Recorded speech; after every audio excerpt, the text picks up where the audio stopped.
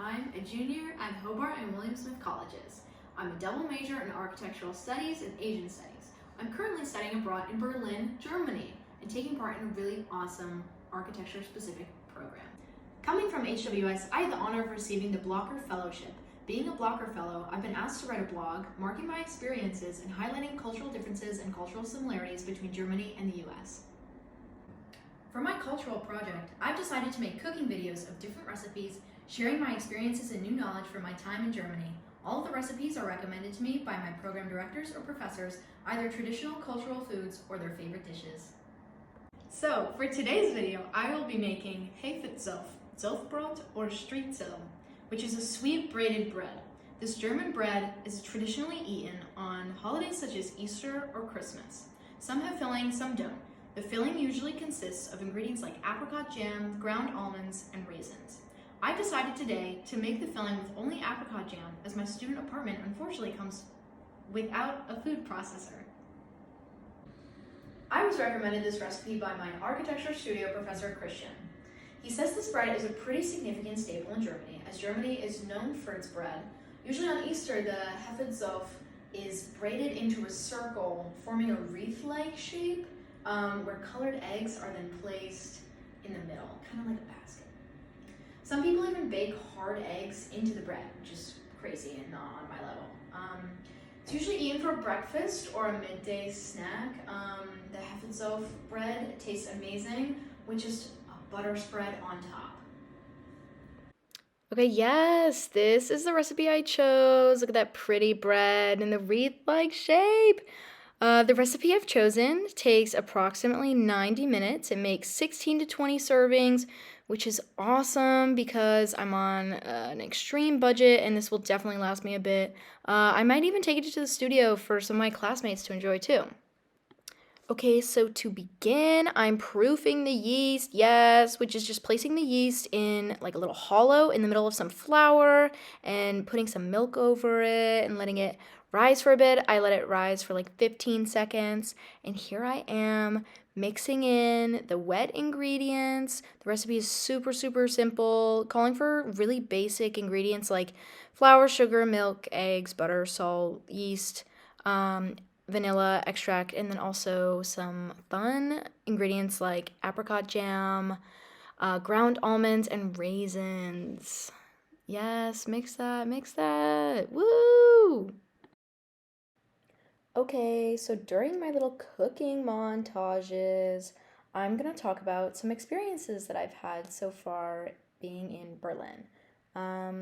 Obviously the big one for me is grocery shopping. I've kind of found that to be similar, but I don't know, I feel like there's just a lot of different little things. So I live in Kreuzberg, which is in the eastern part of Berlin. It's a pretty hip, modern part of the city, but my apartment is roughly 15 minutes away from any grocery store, the closest ones being Aldi and Edeka. Aldi and Edeka are both pretty cheap grocery stores to go to with your basic needs and all that. But so when I first researched this recipe, I headed right for Aldi, which obviously is the store that's really in my budget. However, Aldi didn't have several of the ingredients I needed, including yeast and vanilla extract. Although cheap, many of these grocery stores are lacking in selection.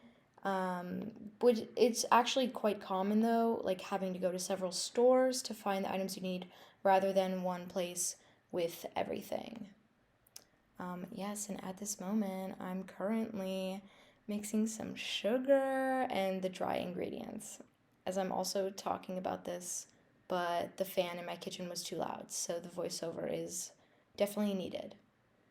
At Aldi, though, you're asked to pay for a cart, which is really interesting. I mean, obviously, in the US, they have that where you put a quarter in, but in Germany, they kind of use it to see how many people are in the store, and you're actually required to get one.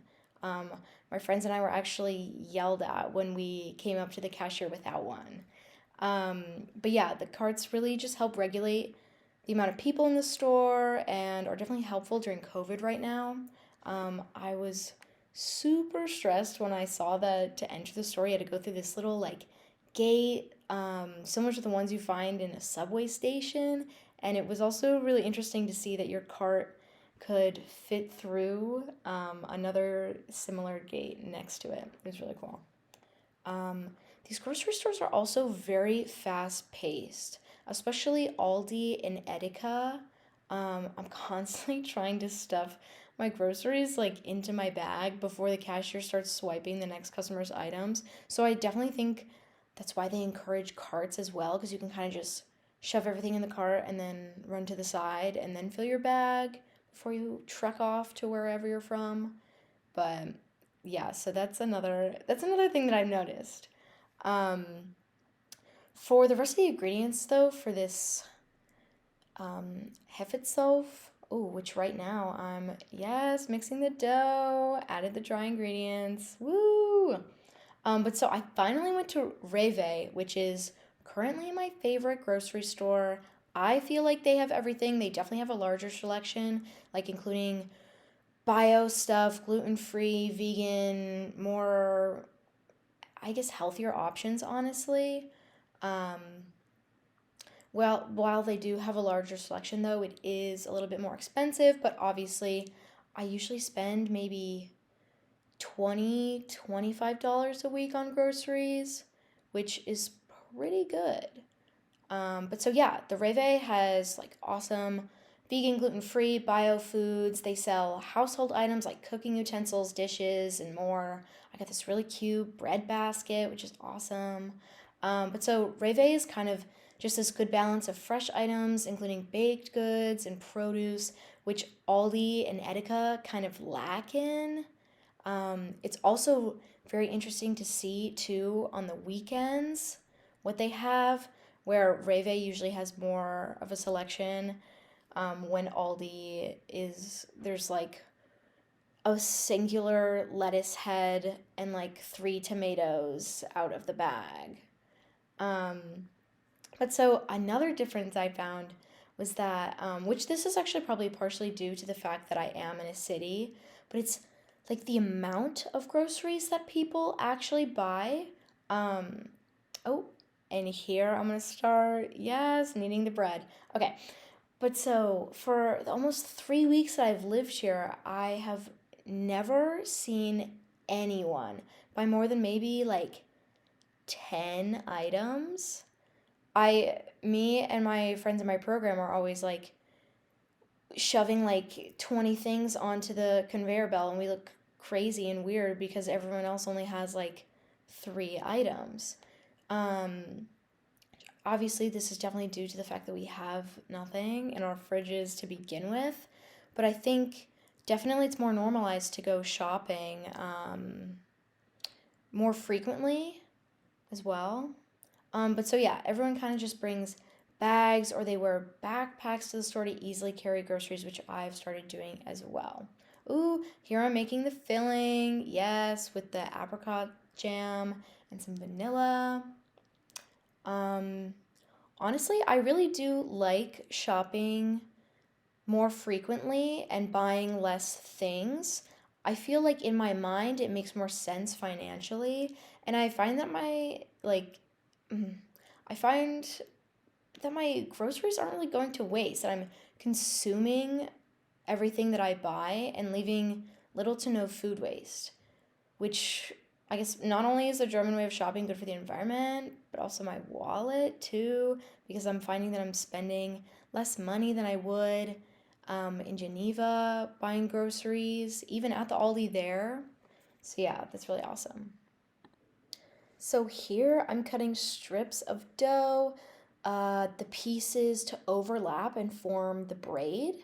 Um, yeah, I didn't really know what I was doing. I was definitely winging it because the recipe was pretty vague. But I don't know, I think I did a pretty okay job for what I was working with. I cut the strips probably like a half an inch apart, and I cut diagonally starting by the filling to make sure I didn't cut into it so that the jam wouldn't fall out. I also had to kind of tuck everything a bit together so it all fit together. Um, I also felt like the dough was not rolled out long enough, and that's definitely due to my lack of a rolling pin to form a circle. So I left it straight. Yeah. Yes, here's me putting the bread in the fridge. The recipe called for the dough to sit overnight. Okay, so now I'm putting on an egg yolk wash on with, yes, a spoon. Love student apartments, but hey, it worked out so well. Yes, and here's this cute little clip of me putting in the oven, watching it bake. Oh my gosh, looks amazing. Yes, here's me taking it out of the oven. See the hot air blowing my hair away. Ugh, it looked so good. It smelled so good. It was truly amazing. Such a success. Here I am serving it to my friends. Oh, so cute. Like, look at it. It's so good. Oh my God. And here are my friends enjoying the bread. They loved it so much. Follow along to see what I make and learn next. Tschüss.